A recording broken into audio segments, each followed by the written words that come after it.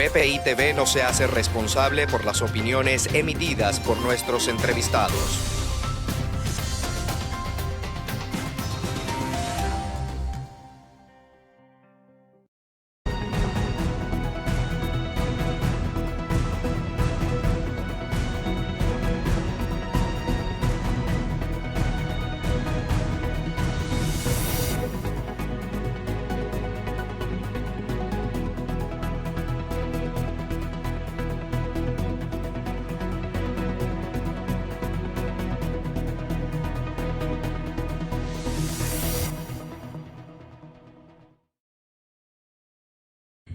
¿Qué tal, amigas y amigos de Alba Cecilia en directo? Sean ustedes bienvenidos una vez más a nuestro programa de hoy.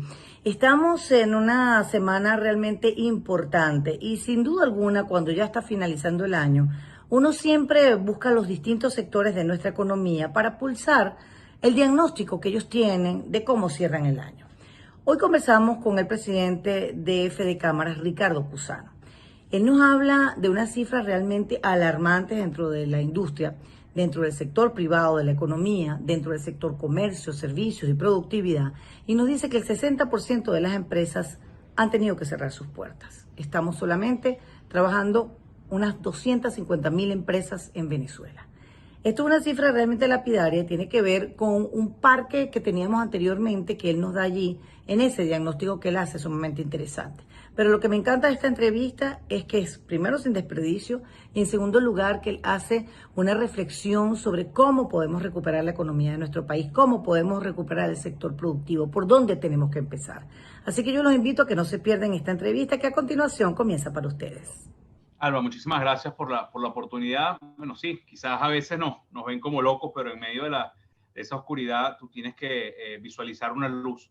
Y luego que la visualizas tienes que aprender o ver con las herramientas que tengas, sea con las manos, como muchas veces están haciendo nuestros agricultores, nuestros ganaderos, que están produciendo como se producía en inicios del 1900. Sea con las manos hay que construir los túneles o los puentes que nos permitan llegar a esa luz de manera sustentable, ¿no? No es una labor fácil.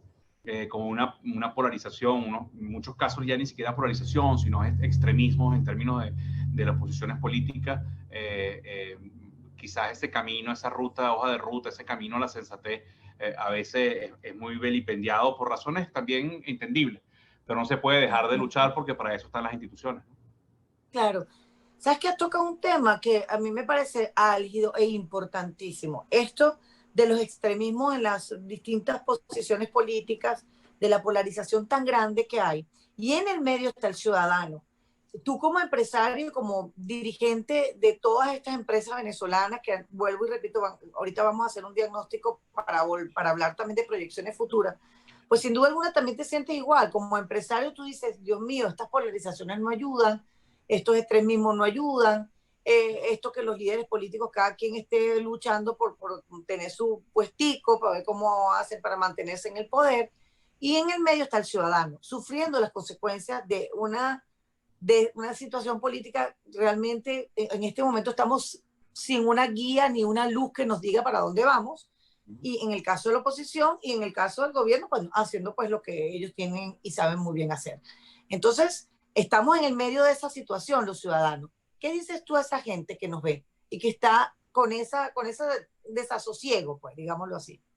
Mira, Alba, tú sabes que hoy, cuando uno ve las encuestas, hoy hay una mayoría silente en el país. Más del 80% del país está clamando por un cambio, le exige a la dirigencia política conexión con la realidad de la ciudadanía.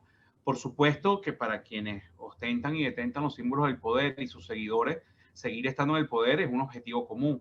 Y por supuesto para quienes han planteado una alternativa en medio del marco democrático, también es un objetivo común, bueno, la democracia, la reinstitucionalización del país. Pero todo eso, que es verdad, a 30.000 pies de altura, en cada una de esas dos verdades, te encuentras con una gran mayoría que no es que no quiera algunos sostenerse o algunos cambiar, sino que se encuentra con una mayoría que lo que está también es sumado con prioridades que son problemas de salud, problemas económicos, incapacidades para poder tener una vida medianamente decente, y sobre todo para poder tener herramientas para hacer el sueño de cada persona una realidad, es decir, para que haya movilidad social, es decir, para lo que tuvieron de una u otra forma quizás nuestros padres, Alba, y nosotros de una u otra forma también, que era que tú, estudiante, te recién graduabas, eras taxista, eras carpintero, eras abogado, y podías programarte y adquirir por medio de un crédito, adquirías tu casita o te ibas en alquiler, el carro, o sea, movilidad social, crecimiento, Sí, dinamismo, ¿no? crecimiento, Entonces, productividad. hoy, más del 80% de la población está clamando un cambio. Eso no significa que el 80% de la población esté a favor de unos o en contra de otros. Ahí hay una variopinta representación de la sociedad, y hay chavistas, hay opositores, hay militares, hay católicos, hay judíos, hay empresarios, hay trabajadores. En fin, hay de todo un poco, ¿correcto? Y lo que no hay verdaderamente es un acuerdo, es una visión de acuerdo nacional que nos meten primero en soluciones para y por la gente.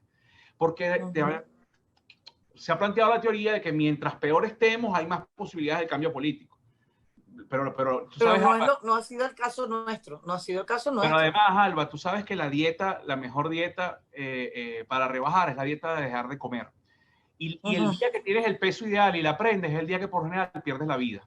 Entonces, nosotros no podemos pedirle a la sociedad resistencia, ni para el cambio ni para el sostenimiento del poder, cuando esa resistencia está acompañada de calamidades humanas, de una crisis humanitaria compleja. Entonces, yo creo que ahí es donde está en este momento la verdadera responsabilidad de las instituciones, por supuesto, siempre defendiendo y enarbolando los preceptos de nuestra Constitución, preceptos básicos, Álvaro.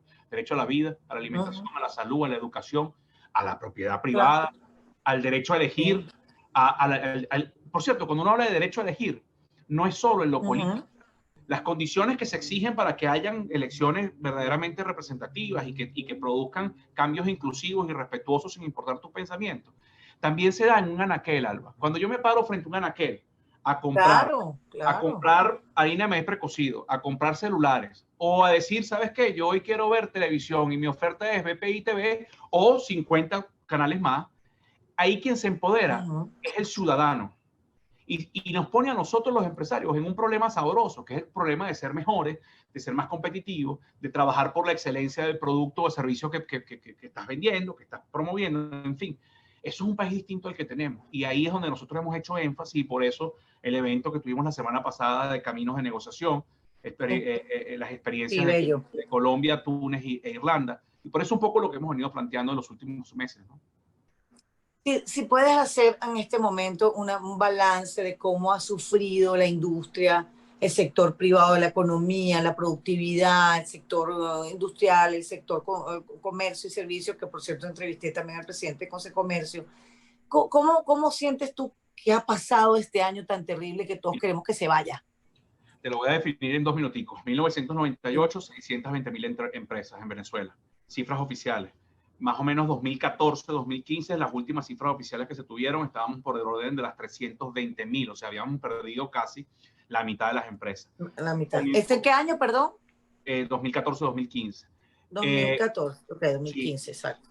En estos últimos 4 o 5 años, para equipararnos al 2020, en Venezuela quedan aproximadamente 250,000 empresas. Es decir, hemos perdido 60% de nuestras empresas. Las que quedan vivas trabajan a un 30% de sus capacidades. Tiene sectores como, por ejemplo, el sector construcción, que trabaja solo un 3%. O sea, aquí no se está construyendo nada, digamos, importante en términos estructurales, ¿no? Y es el principal empleador de la economía, o era en Venezuela. Correcto. ¿Sí? Y después tiene sectores que están trabajando por encima de sus capacidades, como puede ser telecomunicaciones, ¿no? Okay. Esa realidad te lleva a una reducción de la economía, porque además tienes que pegarle un Estado que ha vivido, que profundizó el modelo en los últimos 20 años, pero que tenía ya 40 antes también viviendo sobre la estructura de los ingresos petroleros.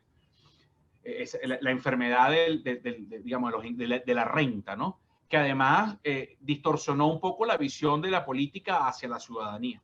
Bueno, resulta que la economía tiene 27 trimestres consecutivos contrayéndose, es decir, para finales del 2013, tú tenías una economía que rondaba por el orden entre los 10,000 y 12,000 dólares per cápita año.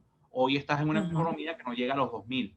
O sea, eso es un poder de compra, una contracción brutal, que por cierto, cuando tú vayas hablando las propuestas institucionales, Alba, de reactivación de la Ujú. economía, de procesos productivos. En el fondo lo que estamos hablando es de calidad de vida.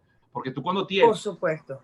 porque Ujú. Que es además, la que hemos perdido. correcto, y tú Es no la que tienes, más hemos perdido. y tú no planteas como lo que nos toca representar, la institucionalidad empresarial, claro que nuestra base son las empresas como tal, ¿no? Pero ¿de qué nos sirve tener empresas bonitas, negocios bonitos, abiertos, si hay un país que al final es el país consumidor, que es consumidor como todo, sin poder de compra? Entonces, el círculo virtuoso de la producción no se concreta, ¿no? Sin embargo, estás diciendo algo bien interesante que yo lo comparto totalmente contigo, pero uno sale a la calle, por ejemplo, en semanas de flexibilización, que ya eso se acaba, pues en estos días, pues, y uno ve gente comprando. Sí. Y yo digo, Dios mío, ¿cómo hacen? ¿De dónde sacan el Voy dinero a- para comprar? Si a uno que tiene 3 y 4 trabajos le cuesta. Bueno, fíjate, Alba, ¿Qué pasa lo que, allí? lo que Ajá. está ocurriendo, nosotros tenemos prácticamente dos economías, una economía formal, digamos, que se soporta en los índices de las instituciones, más allá de si la hacen bien o no, pero en los índices y en los estudios, donde cuando tú haces una referencia al salario mínimo, esto es un país de 90% de pobres, punto. Pero cuando tú entiendes que la masa monetaria que está en el sistema, por cada $2 que hay rodando en efectivo, hay un bolívar, Ajá. tú tienes casi una economía del mismo tamaño en divisas en efectivo que en bolívares. Y eso nos, y, no es, Claro. y la diferencia, que por cierto es casi la misma cantidad de divisas del año 2019 ahora, se ha incrementado, pero en todo caso la diferencia es que la velocidad en que dura un billete en tu mano es mucho más, el tiempo en que dura un billete en tu mano es mucho más corto que antes. O sea, si tú ahorita tienes $1 en el bolsillo, antes ese dólar lo cargabas por muchísimo más tiempo, hoy no. Hoy tú lo sueltas para comprar un bien y servicio, ese bien y servicio entra en una tienda, el de la tienda quizás hizo una reparación, el plomero agarra ese dólar y posiblemente ese dólar vuelva a llegar a ti. Circula. Ajá, exactamente. Lo que sí hay es un dinamismo mucho más acelerado, pero eso es una rueda de que si no le das sustento, se puede parar. Y si se para esa rueda, bueno, se empeora la situación, ¿no? Totalmente, porque no es oficial, pero la economía está totalmente dolarizada, o sea, y es una cosa muy loca. Tienes que tener bolívares para poder pagar los $2.50 que no te van a devolver porque no hay cambio en efectivo. O sea, es realmente una locura de economía que uno no termina de comprender, pero así está en este momento funcionando Venezuela. ¿Cuáles son esos proyectos que ustedes plantean a futuro o quizás a mediano o corto plazo, Ricardo, para que estas cosas cambien? Obviamente, siempre se ha dicho que el cambio político o la mejoría en la situación política, eso ayudaría muchísimo a la economía, pero esa no es la realidad en este momento. Entonces, ¿cómo enfrenta lo que viene? Menos mal que se va el año 2020 y venimos a recibir el 21. ¿Qué viene? ¿Qué viene? Con tan poquitas empresas trabajando en tan poca capacidad, con un poder adquisitivo terrible, porque como dice, el 90% de los venezolanos están empobrecidos. ¿Cómo lo ven ustedes, esa proyección de cambio que ustedes plantean? ¿De qué se trata? Mira, Alba, no es sencillo porque si bien es cierto, la diatriba en los últimos años ha sido la venta del cambio político para automáticamente tener una mejora en la economía con consecuencias positivas en lo social, eso no ha sido así y la economía va a necesitar algunos acuerdos. Porque obviamente, con visión de largo plazo, mediano largo plazo, es pensando en el acuerdo de la reinstitucionalización plena y digamos, de un modelo 180 grados distinto al que tenemos. Pero tú hoy necesitas, por ejemplo, para poder acceder a los mercados financieros internacionales, para poder solucionar algunos temas puntuales como es por ejemplo, la electricidad. ¿De qué sirve un plan de reactivación de algunas industrias si cuando le das al switch no prende la luz, no hay luz? ¿No? Esas situaciones van a requerir de un acuerdo político por lo menos parcial. Es decir, que quienes están en el poder y quienes luchan por el cambio de modelo se pongan de acuerdo en algunos puntos que, por cierto, habíamos visto una luz cuando se dieron los acuerdos en el marco de la OPS, acuerdos en el marco de la salud. Dijimos, bueno, este tipo de Sí. cosas le dan soluciones a la gente, por y para la gente, ¿correcto? Eso va a ser necesario en el 2021, sin duda alguna, porque tú necesitas reactivar el sistema eléctrico. Bueno, ahí la CAF lo ha dicho varias veces. Ellos pueden prestar el dinero, pero además con un veedor, un contralor, porque bueno, tú no le vas a poner en la mano a alguien que dilapidó tantos recursos, le vas a poner más recursos para que lo dilapide. No, Pero claro, también, no lo ves más nunca. pero también entendiendo que ellos son los que tienen que dar el placer, no se lo vas a poner la mano en el otro porque entonces porque aquí no vas a tener. Pero bueno, busquemos instancias internacionales, reactivemos la luz. Pero además de eso, por ejemplo, el poder de compra de la gente, Alba. Tú necesitas una ayuda, por cierto, esto no es populismo, esto está ocurriendo en todos los países del mundo, en Ajá, economías ¿de qué se trata? como la de Inglaterra o como la de los Estados Unidos. Ayuda Ok. directa al ciudadano por un tiempo determinado para que tenga poder de compra. ¿Eso qué es? ¿Subsidio? Bueno, tú lo puedes llamar subsidio, lo puedes llamar ayuda, lo puedes llamar salario vital como en los marcos referenciales de la Organización Internacional del Trabajo. Pero eso no es Salario vital. eso Ok, no es me una gusta beca eso. de por vida. Ay, como eres Ok. venezolano, tienes una beca. No, no, no. Ah, bueno, sí, No, no, a no. dormir pues y a echarse No, no, palo. no, no, no, no. Esto es por un tiempo determinado, 6 meses, 10 meses, 12 meses. Tú estructuras un plan, ¿correcto?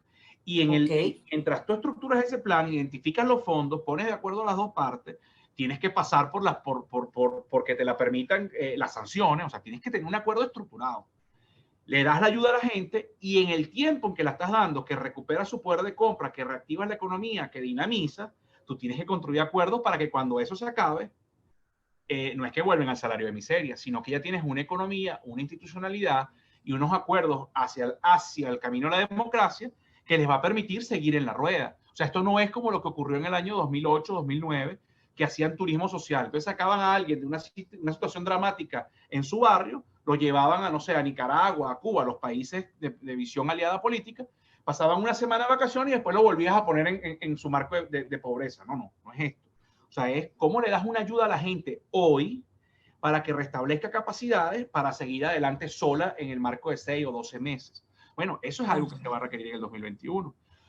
Pareciera que hay un pragmatismo por condición o por convicción o por aprendizaje, también puede ser, desde las políticas públicas hacia la apertura económica. Pero ese pragmatismo hacia la apertura económica se está consiguiendo hoy con las consecuencias de 21 años de errores continuos, ¿no? Entonces, Álvaro, Claro, por supuesto. el 2021, para concluírtelo, es un año que si el 2020 no admitía errores, el 2021 indefectiblemente no va a permitir errores. Y es el año de que si no hay profunda sensatez de los liderazgos políticos y profunda responsabilidad de los actores de la economía y los actores sociales, podemos estar definitivamente metiendo a Venezuela en un problema que estructuralmente pueda costar décadas de superar. Me lo dices y de verdad, mira, se me pone la piel de gallina porque es cierto, o sea, que uno ve el deterioro del país. Ha sido un deterioro lento, pero cada vez más grande y más profundo ese hueco. La inflación, el cambio del dólar, estamos en una locura en este momento con el dólar. Y el que pueda tener un dolarito en la mano dice, ay Dios mío, ¿será que lo doy o no lo doy? Pero necesito comprar, porque a lo mejor sube más y yo no lo quiero cambiar todavía. El bolívar cada vez vale menos, o sea, lo tienes ahí para esa locura del cambio que necesitas para poder pagar algo, un bien algo que necesites pues para tu salud, especialmente eso. Entonces uno dice, Ricardo, oye, si no hay un cambio, y todos los años se viene diciendo, los economistas hacen esas evaluaciones, esos análisis, ese diagnóstico, señores, si este año no hay cambio, el año que viene será peor. Pero es que es una profunda realidad. Esto ya llegó al llegadero, económicamente hablando. La diferencia, Alba, es que cuando yo te digo sensatez desde la política, Sí, que sí. las ofertas políticas del lado que sea y de los sublados, porque además entonces ahora cada uno tiene sus distintas divisiones internas. No. Sí, objetivo. La oferta política tiene que ser una oferta que se siente y los pies, en las sillas, los pies le lleguen a la tierra, tienen que tener conexión con la ciudadanía, conexión con la solución a sus problemas.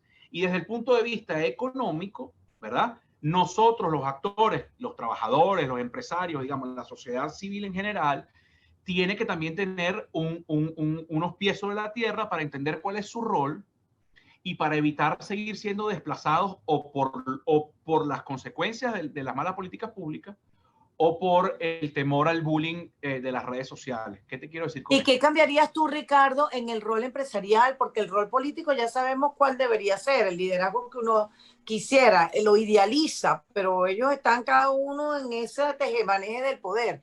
Pero en el caso del empresario, crees tú que debería ser el cambio, que debería dar el rol eh, empresarial a partir de esa nueva estructura que tú planteas? El primer cambio, Alba, yo esto sí lo he vivido en carne propia los últimos 12 meses.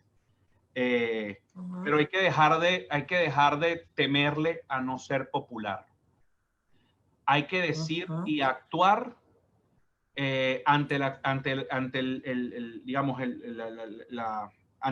tamaño del problema que se nos está enfrentando y serle útil a la sociedad, aunque eso muchas veces signifique no ser popular. Ahorita nos estamos enfrentando a un proceso supuesto con todas las desconfianzas que hay de una pragmática apertura de la economía. ¿Cuál es el rol que jugamos los empresarios, digamos, institucionalmente reconocidos? Decimos no porque esto viene desde una visión política que nos ha mancillado y que nos ha creado muchos inconvenientes, y le damos espacio entonces al enchufe y le damos espacio entonces a terceros que no les duele el país porque sencillamente, bueno, extranjeros que de unos países, por cierto, no con costumbres occidentales, Claro. a lo cual debo decir que bienvenidos sean, pero en un ambiente de competitividad. Aquí pueden venir chinos, rusos, iraníes, quien quiera, pero que también vengan los americanos, los españoles, los italianos, los argentinos, pero que también nos den las mismas condiciones a los venezolanos, ¿correcto? En un ambiente de libre mercado todos podemos competir. Pero el año que viene, como eso no lo tenemos, los empresarios nos enfrentamos a, si no asumimos nosotros nuestras responsabilidades, seremos aún más desplazados por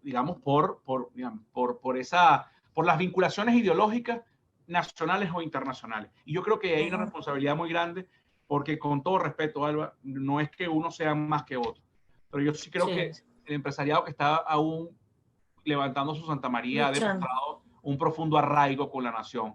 Y eso tú no lo puedes estigmatizar porque siga aspirando a mantener esa Santa María abierta con su sueño, con sus puestos de empleo y la producción que genera. Y que eso sea mecanismo de empoderamiento para una democracia usando las herramientas naturales, que es la decisión a través de los procesos electorales libres, transparentes. De acuerdo. Fíjate que es muy fácil, yo siempre lo he pensado, muy fácil decir, bueno, el empresario tiene la culpa, el comercio abusa, el sector industrial también, el empresario es el que está acabando con la vida del ciudadano, y no piensan cuando hace esa forma de evaluar al sector empresarial del país, en que ahí es donde está el empleo realmente, en que la productividad se logra con el trabajo de todos, dueños y empleados y empleadores. En fin, esto es un tema que ha sido cada vez más desierto, porque es que ya no hay empleados y empleadores, está el empleador que le está echando pichón porque no le puede pagar a un empleado porque no tiene con qué. Entonces hay muchos factores allí que hay que corregir, que han distorsionado el verdadero rol del empresario en Venezuela. Yo sí los defiendo y sí siento que ustedes han hecho un trabajo titánico frente a unas políticas que no han funcionado y que no han querido cambiar ni quieren abrir los ojos para entender que no funcionan y que las cosas tienen que ser diferentes. Fíjate algo, Alba. La semana pasada tuvimos en el evento a Humberto de la Calle, candidato presidencial de Colombia, que fue quien operativamente negoció el acuerdo de paz. Acuerdo de paz que podemos estar de acuerdo, ¿no? Que tuvo muchas deficiencias, pero que en todo caso le ha mejorado alguna situación a Colombia y que pudiera ser mejor y se perfecciona día a día. Yo le hacía una pregunta a él, porque Colombia en inicios del milenio, tenía más o menos unos ingresos de 95.000, 100.000 millones de dólares, Producto Interno Bruto. Y cuando ellos comienzan a negociar, el Producto Interno Bruto colombiano estaba por arriba de 250.000 millones de dólares, o sea, ya eran 2.5 veces más grandes, ¿no? Claro, y ya Colombia era conocida en el exterior no solo por las novelas de la droga, sino por Chaquiquira, por Carlos Vives, por Betty la Fea, pero también por Avianca y también por Juan Valdés, por decirte algo, ¿no? Sí. Yo le preguntaba... Empresa exitosa. Yo le preguntaba a Humberto de la Calle, le decía, ¿qué peso tuvo para ustedes en la negociación del acuerdo de paz el haber tenido una economía creciente y una ciudadanía independiente? Y él lo contestaba muy sencillo y se nos quitó un problema de encima. porque nosotros en el ejercicio del poder dábamos marco regulatorio a la economía, pero no teníamos que estar pendientes de que la gente se nos moría de hambre. Con esto lo que te quiero decir es que con una mejor economía, con una mejor cantidad de herramientas para que la gente sea independiente y su vida se construya sobre la base de su propio esfuerzo, su trabajo, es mucho más fácil conseguir el apoyo, el acuerdo político. ¿Por qué? Porque la gente no está, digamos, no tiene que bajar la cabeza ante el control político y social. Y esto no es que usar la economía como una herramienta de rebeldía, no, es usar la economía como una herramienta de calidad de vida que además te dé calidad institucional y calidad en el sistema político que tú deseas. Por cierto, inclusivo, Okay. porque exclusivo nada, ese 80% que clama por cambio no necesariamente es de oposición. No, claro. El país sigue estando polarizado en términos del sentimiento. Pero lo que sí no está polarizado es en que dicen, ya esto así no camina y no funciona. Construyamos un país de Exactamente. libertad y de respeto. Solo que no tengo un liderazgo claro que me conduzca hacia donde voy.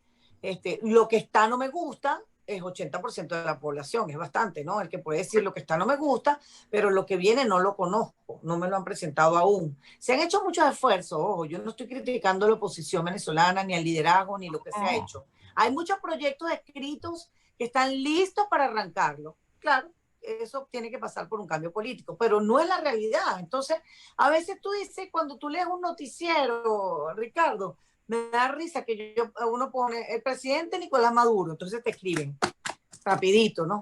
Mira, ¿qué presidente? ¿De qué estás hablando tú? Mira, chico, ese es el presidente.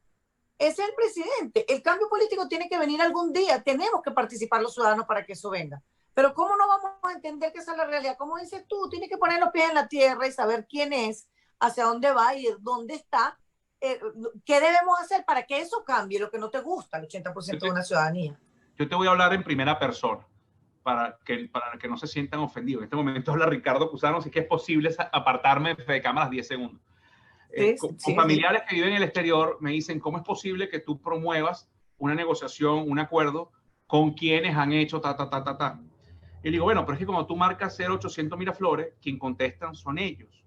Pero además, por favor, ahora no me vayas a decir que si conozco a alguien para sacarte el pasaporte o para alguna cosa. O sea, tú mismo estás reconociendo en tus necesidades en el exterior, que ya estás muy alejado de Venezuela hace un par de décadas, que de una u otra forma ellos son los que ejercen el poder. Bueno, construyamos soluciones, por cierto, soluciones que sean dignas para todos, donde la justicia transicional esté presente, donde, como ha ocurrido en otros países del mundo. Aquí, mira, Alba, no hay en la historia quien negocia su propia cabeza, quien negocia la rendición. Se negocia condiciones para la transformación de los sistemas. Y la gente, o sea, nadie va por voluntad propia a poner la cabeza en la guillotina. Hay que ofrecerle al país, a todos los actores, aunque signifique tragar grueso, aunque signifique vernos las heridas sangrantes o las cicatrices, hay que ofrecerle al país soluciones dignas que sean favorables para todos. Bien, amigas y amigos, y de esta forma concluimos nuestra entrevista del día de hoy con Ricardo Cusano, presidente de Fede Cámaras. Muy interesante. Si ustedes la pudieron ver en vivo y la quieren volver a ver, pueden hacerlo a través de nuestra galería. Si la quieren recomendar, recomiéndela. Estamos en BPI TV para ofrecer lo mejor para ustedes desde el punto de vista informativo. Así que los invito a que próximamente nos vuelvan a sintonizar en Alba Cecilia en directo vía web. Hasta pronto.